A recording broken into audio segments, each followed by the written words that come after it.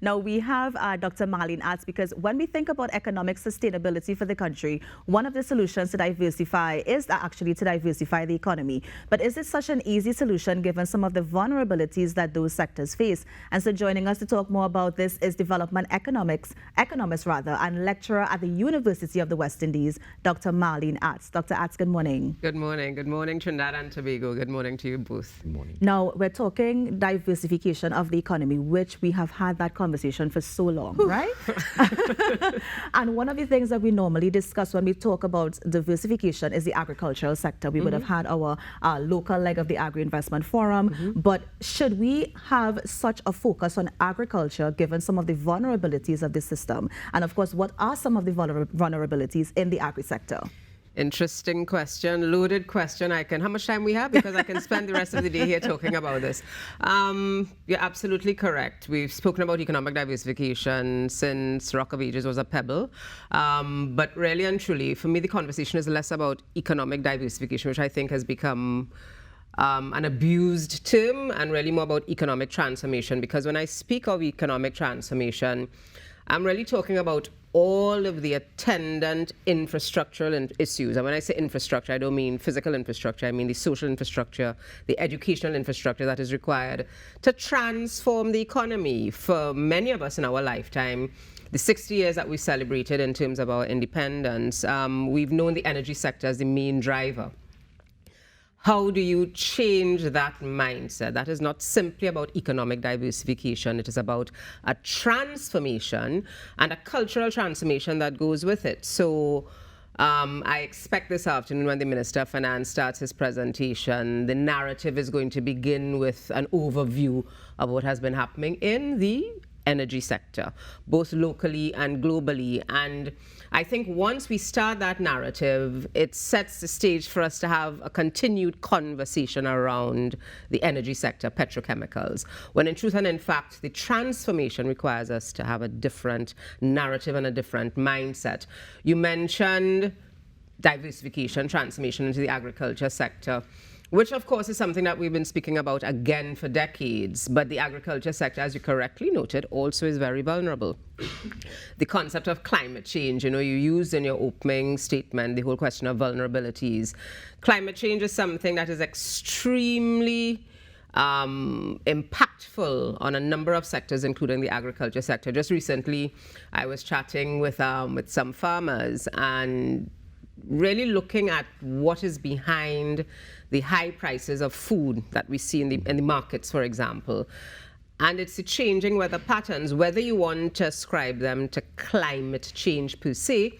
But what has been happening within recent weeks is that we have heavy periods of rainfall so that the ground is saturated, and then you have 2 days of intense heat, and you're trying to figure out, well, what is happening here? And one of my farmers explained to me that what that does in terms of their crops is that it confuses whatever they have planted in their gardens, so that the soil becomes so warm that the plants die out, and then you find yourself having less produce to bring to market, and that of course drives up the price.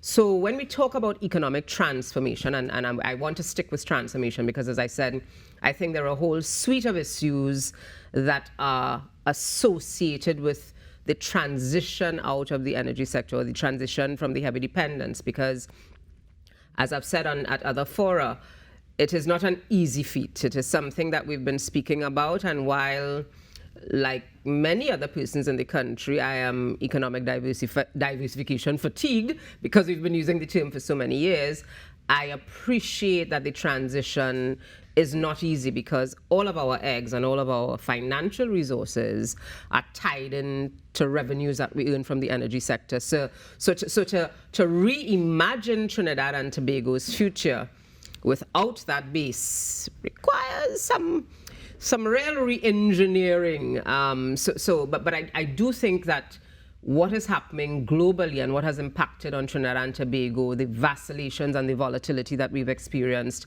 certainly since 2014, requires us now more than ever to have real conversations about how do we transform the economy and not simply look at an additional sector, but begin putting in place the educational infrastructure that is required, the next generation that is going to be responsible for essentially taking the country forward. In 5-10 years' time, and I hope Mr. Imbert doesn't take this the wrong way, but the Minister of Finance is probably not going to be Mr. Imbert. It's probably going to be somebody who looks different in terms of a younger person, but certainly we have to recognize that the younger generation is going to soon, the baton is going to be passed to them, and they have to be prepared to take the country forward in the new direction. Yeah. Dr. Atz, in keeping with that theme of transformation, and we recently had COP26, and this country made several commitments regarding low carbon goals and so on. And the Prime Minister spoke about a low carbon economy, and it's often termed a green economy, right? Can you give a perspective on what a low carbon economy looks like and what a transition to that is going to look like? All right, so let me just kind of step back a little bit for our viewers who may not know what we're talking about in terms of COP26. It's an annual or biennial meeting that is held, the Conference of Parties under the United Nations framework, where in this particular meeting, the COP26, it looks at the whole question of climate change and recognizing, again, that climate change is one of those global issues that affects all countries, but that affects small island developing states, including countries like ours in the Caribbean, most significantly. So you have small island developing states in the Caribbean, you have them in the Pacific, but tiny, tiny islands surrounded by lots and lots of water. So the issue is that climate change is going to take on, there are going to be several impacts from climate change. You're going to have more what they call windstorm events. So we're going to find ourselves having more hurricanes, more tropical storms. And we in the Caribbean have lived with that for decades. I mean, Trinidad and Tobago, it is said that God is a Trini, not to be sacrilegious, but we've been spared the impacts of these severe windstorm events. Our neighbors in Jamaica, in Grenada, recently in Puerto Rico, I mean, we don't see them as our neighbor, but we know what has happened in those countries in terms of these windstorm events, what we call hurricanes, tropical storms, etc.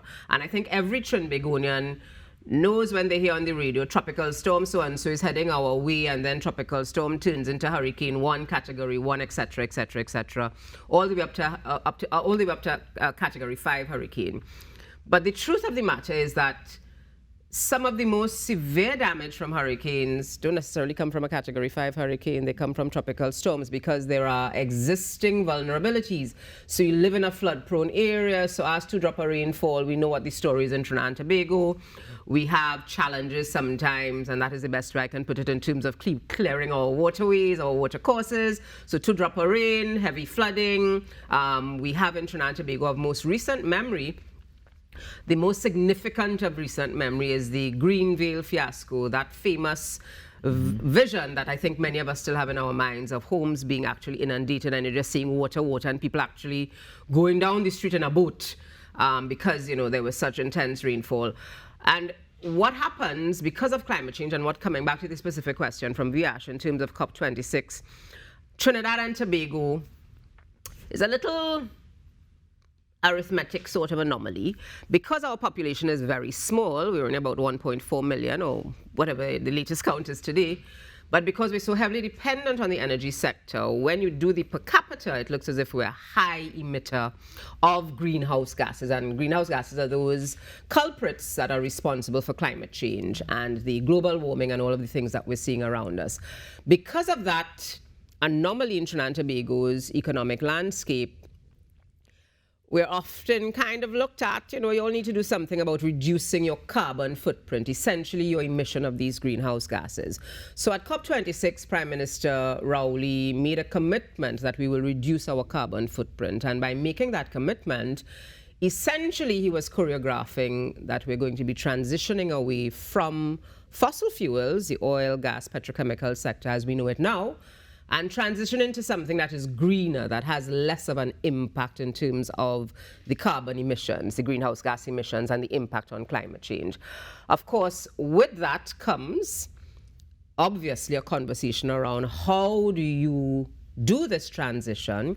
What do you transition into and enter, my term, the economic transformation? How do you navigate that space to move from a heavily dependent energy sector to one that is less harmful to the environment. And those are the conversations that we need to be having. And of course, there will be implications for that, both in terms of government's revenue, if we're transitioning out, but also what new areas will government invest in? Because, come back to the point I was making earlier, we still want to realize $60 billion in revenue. We still want to be able, because that is what we have grown accustomed to. And today's conversation from the Minister of Finance is going to be interesting to see whether or not he's still going to be targeting those levels of revenues, given what we know is happening in terms of the global geopolitics that's taking place between Russia and Ukraine, that has perhaps the most significant impact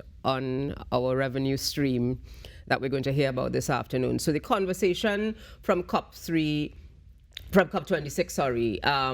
nicely segues into a conversation around economic transformation and how we're going to transform Trinidad and Tobago to achieve this commitment of a lower carbon footprint, a greener economy. Is it as simple as transitioning from fuel to CNG or electric, or even changing the way the curriculum is taught in schools? It is not simple, but it is also not complex. We need to start the conversation.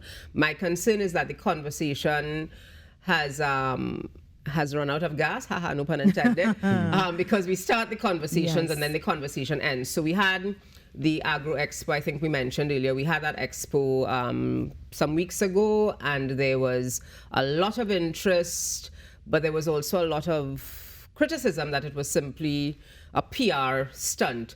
How are we going to advance that conversation if it is that agriculture is going to be a real player and is going to be elevated in terms of the national conversations? What are the mechanisms being put in place to address some of the challenges that our farmers are facing? So, for example, and I don't want to get into the bacchanal of who got what and who needs to get a higher allocation in the budget, but our farmers are now feeling the brunt of what is happening geopolitically and what is happening globally, because the fertilizers, the fees that they import, the prices are now higher, which is why we're seeing those prices reflected in the markets. In the markets, precisely, and the supermarkets, you know. So it's really a holistic conversation that needs to be had. But the short answer to your question is absolutely not. That transition. So the catch-22 for us is that we're going to have to use the revenues earned from the energy sector, where we have this kind of large carbon footprint, to finance our transition out of that sector. So it is a delicate conversation and a balance that needs to be brought, and very careful calibration.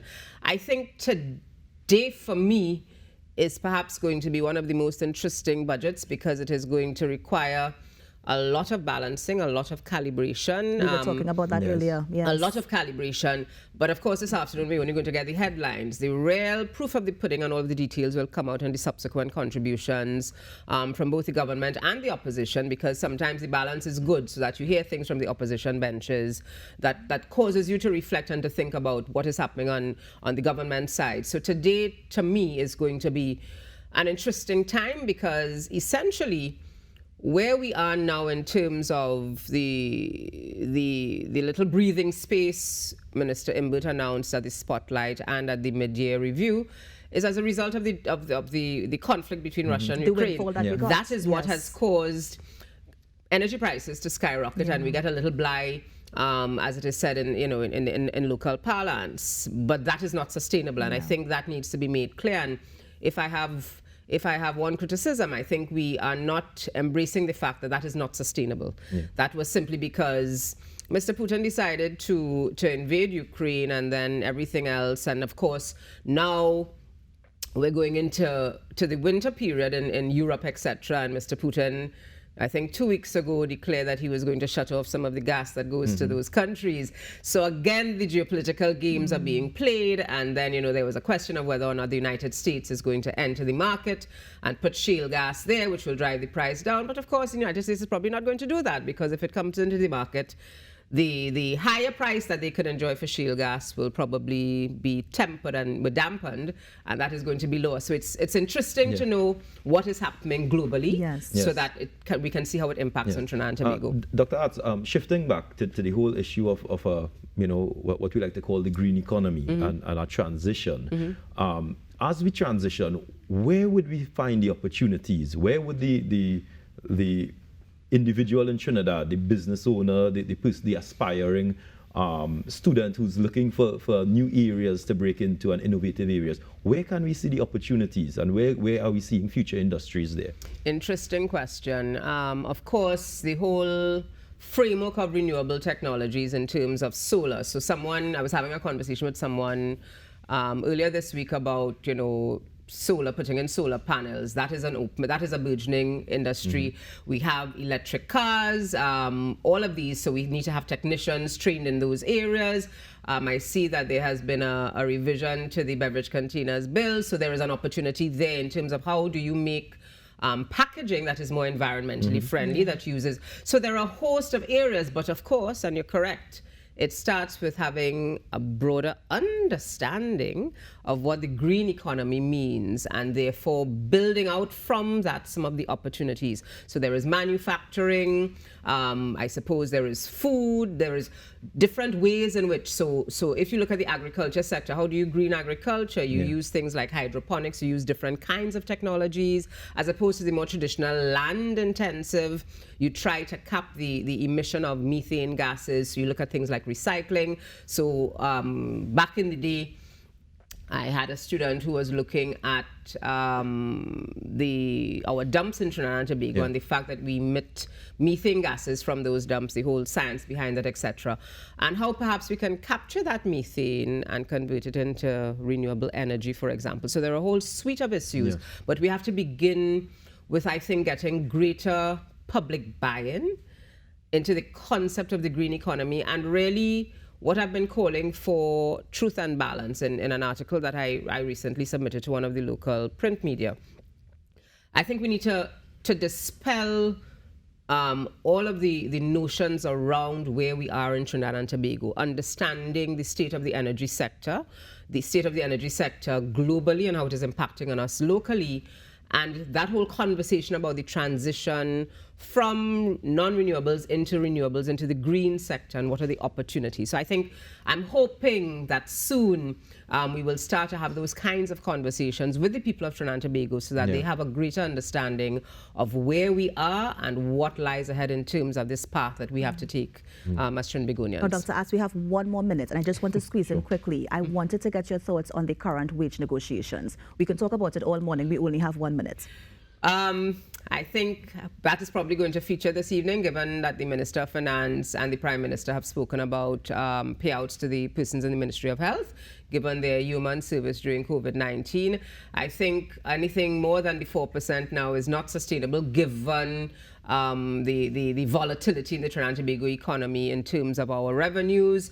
It is not going to be sustainable for the government. The government is probably going to have to borrow to finance it if it is greater than the 4%. But I do understand the pain that our public servants are facing, because they're going to the supermarket and the markets, and they're having to deal with higher prices all around. So we have to find something. Something has to give. And my suggestion has been that perhaps they look for non-cash areas, so whether it is in terms of better health care, in terms of access to private facility, insurance facilities, access to low-income housing, preferential access to low-income housing, and other kinds of non-cash incentives that can form part of their remuneration package. But I certainly don't think, given the inflation that we're experiencing in Trinidad and Tobago now, I don't know that additional disposable income, so additional money in your pocket at the end of the month, if you were to get a higher wage or higher salary, I don't think that ultimately that is going to benefit our public sector colleagues. So I'm suggesting that the conversation shift to things that are non-cash, that can improve their lives and their livelihoods, and also bring benefit to them and their families. Dr. Atz, always a pleasure to have you in. Thank you. I know that following the reading of the budget today, we are going to have you back in again, because I want to pick your brain in terms of, what we would have discussed if you think the Minister of Finance made those crucial decisions. So thank you so much. You're most welcome. Thank you, Dr. Atz.